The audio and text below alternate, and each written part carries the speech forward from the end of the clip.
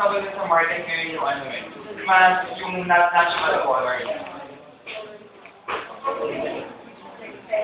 Tapos, ang gagawin ninyo, you just have to make sure that you mix lahat ng ingredients.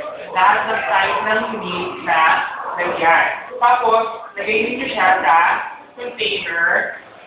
Pag nilagay niyo sa container, make sure yung mga ingredients na naiwan sa container, ibabalik niyo sa kanya. Kasi, nandun yung mga preservatives.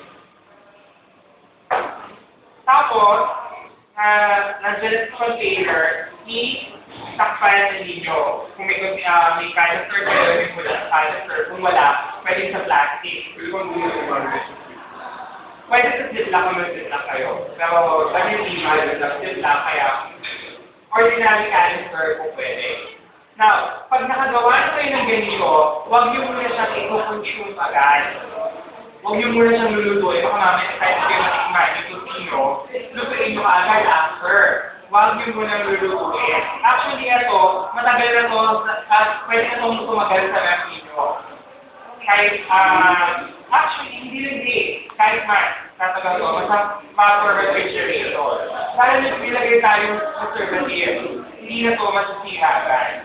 Basta naka-ref siya, gawin ninyo, nag-kilo, nag-iisa ka lang naman kakain. Magluto ka lang kung ano lang yung